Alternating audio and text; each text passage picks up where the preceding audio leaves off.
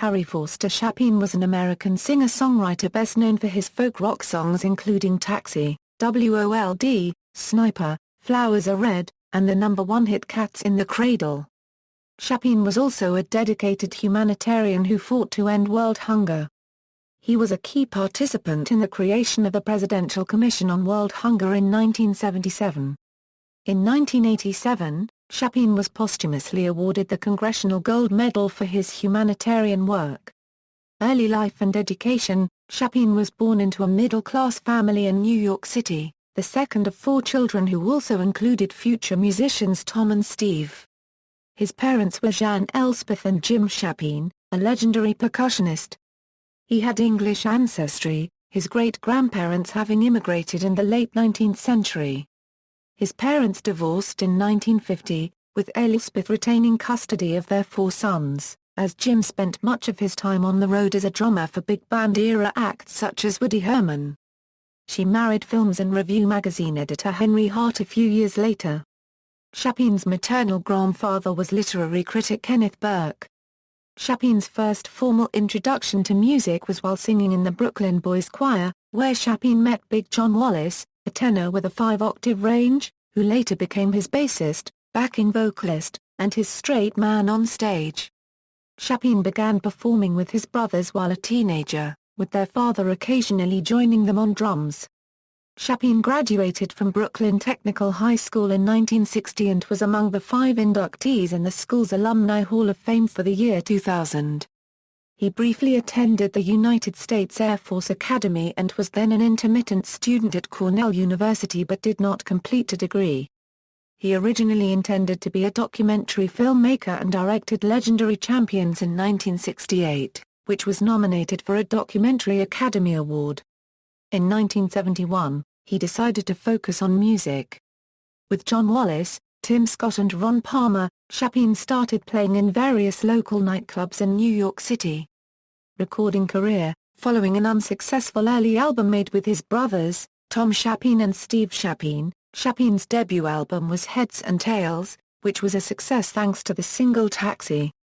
Chapin later gave great credit to WMEX Boston radio personality Jim Connors for being the DJ who discovered this single, and pushing the airplay of this song among fellow radio programmers in the U.S. Fred Cooley, Harry's manager, signed a 5-week lease with the Village Gate in Greenwich Village in order to feature the Chapins whom he was managing.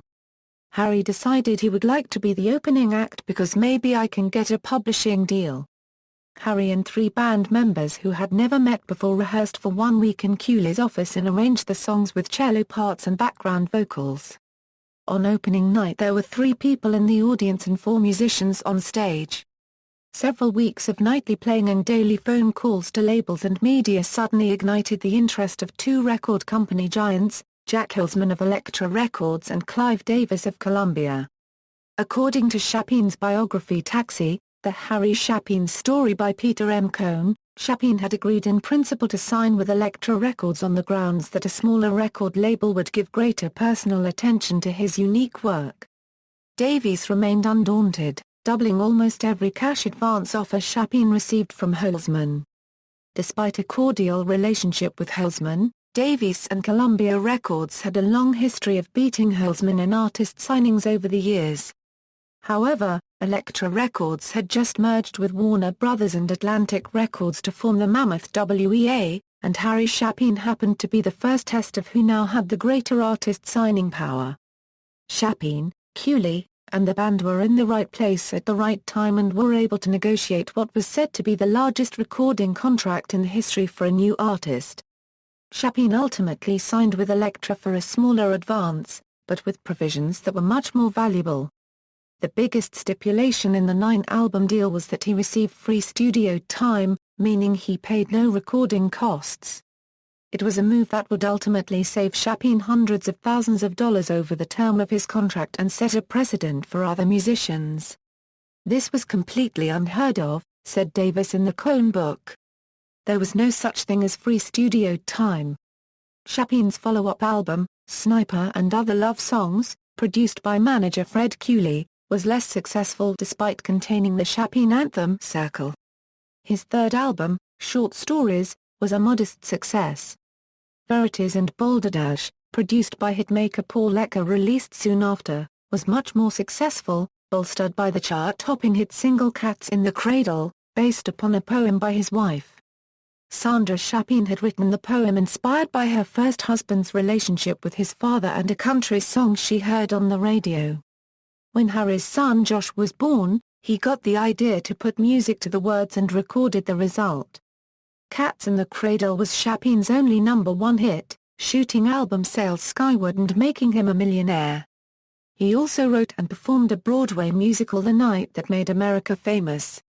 Additionally, Chapin wrote the music and lyrics for Cotton Patch Gospel, a musical by Tom Key and Russell Tres based on Clarence Jordan's book The Cotton Patch version of Matthew and John. The original cast soundtrack was produced by Tom Chapin, and released in 1982 by Chapin Productions.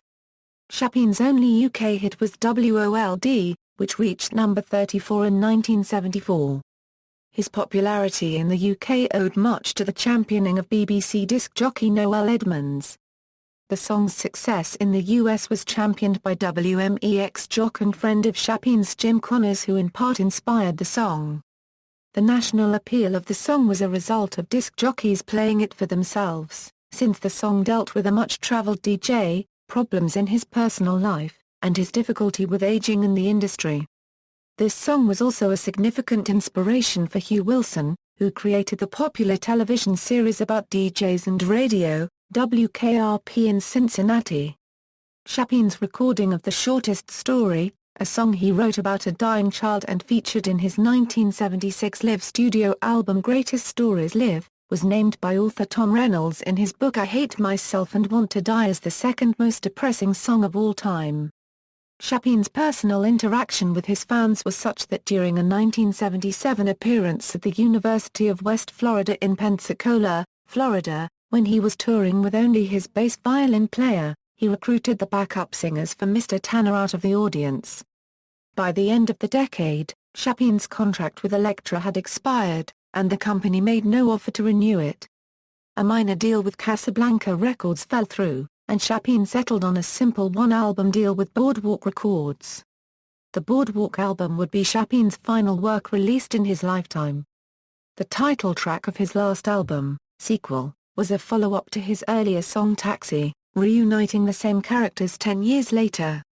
Sequel peaked one position higher, but lasted 2 weeks less, on the Hot 100 than Taxi.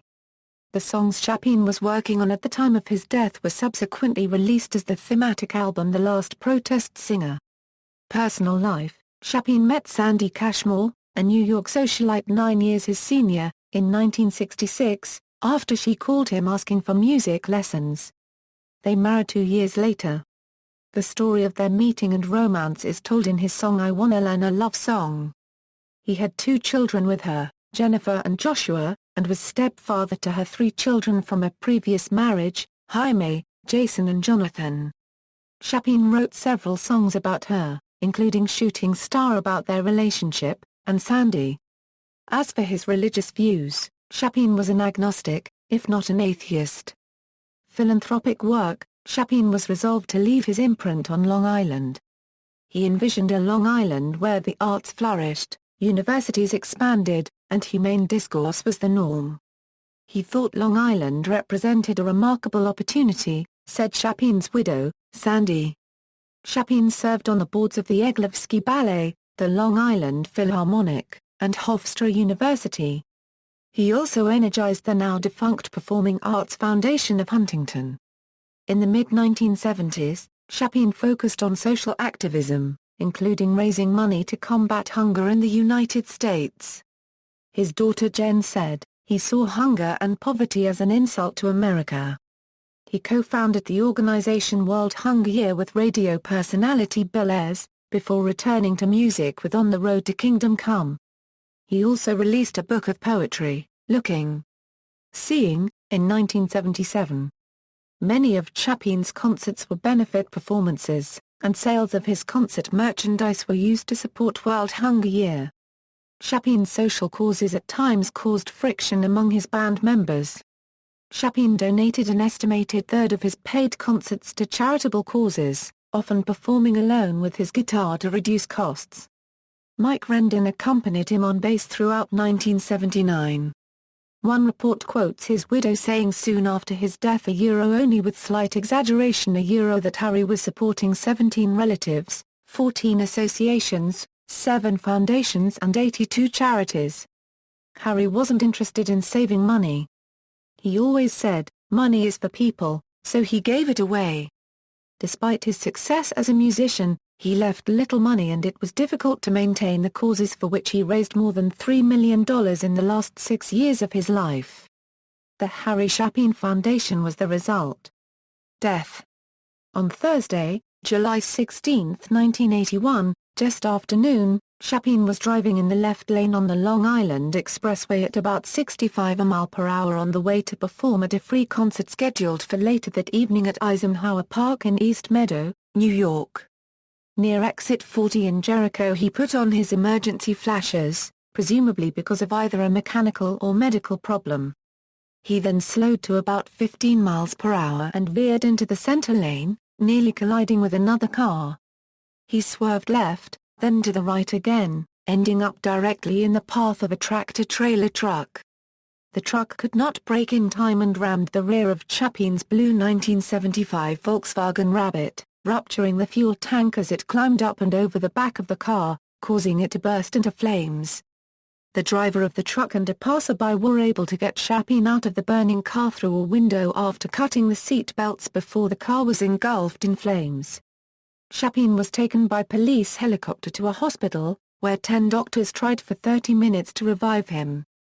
A spokesman for the Nassau County Medical Center said Chapin had suffered a heart attack and died of cardiac arrest, but there was no way of knowing whether it occurred before or after the accident. In an interview years after his death, Chapin's daughter said, "My dad didn't really sleep, and he ate badly and had a totally insane schedule." Even though Chapin was driving without a license, his driver's license having previously been revoked for a long string of traffic violations, his widow Sandy won a $12 million decision in a negligence lawsuit against Supermarkets General, the owners of the truck, based on what Chapin would have earned over the next 20 years. An earlier phase of the trial had found Chapin 40% negligent in the accident and Supermarkets General 60% negligent, so the award of $12 million for the financial loss to the family was automatically reduced to $7.2 million. Chapin's remains were interred in the Huntington Rural Cemetery, Huntington, New York. His epitaph is taken from his song "I Wonder What Would Happen to This World." It is, "Oh, if a man tried to take his time on earth, and prove before he died, what one man's life could be worth, I wonder what would happen to this world." Legacy. On December 7, 1987, on what would have been his 45th birthday, Chapin was posthumously awarded the Congressional Gold Medal for his campaigning on social issues, particularly his highlighting of hunger around the world and in the United States. His work on hunger included being widely recognized as a key player in the creation of the Presidential Commission on World Hunger in 1977. He was also the inspiration for the Anti-Hunger Projects USA for Africa and Hands Across America, which were organized by Ken Cradle, who had been Chapin's manager at the end of Chapin's career, after Fred Cooley. Cradle, explaining his work on these benefit events, said, "I felt like Harry had crawled into my body and was making me do it." From approximately 1975 until the owners changed the format of the station in the late 1990s, WNEW-FM, 102.7, a NYC radio station with the motto, "Where Rock Lives," held an annual hungathon every Thanksgiving, to benefit Harry Chapin's World Hunger League. During the 24-hour period of the event, there was little to no music played, with the exception of the iconic Alice's Restaurant by Arlo Guthrie played at noon and 6 p.m. For the remainder of the day, during every DJ's 4-hour show, guests such as Harry himself, other music stars, and experts on hunger brought to the listeners information about the severity of hunger in America, in New York City, and in the tri-state area.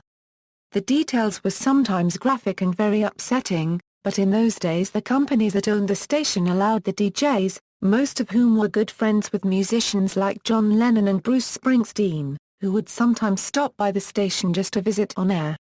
After Harry's death, The Hungathon continued for some years afterward, and at the U.S. Live Aid concert in Philadelphia at RFK Stadium in 1985, Kenny Loggins was presented with the first Harry Chapin Award for his work for the World Hunger League in fighting hunger in America. Chapin had cooperated before his death with the writer of the biography entitled Taxi, The Harry Chapin Story, by Peter M. Cohn, released posthumously, which the family withdrew their support.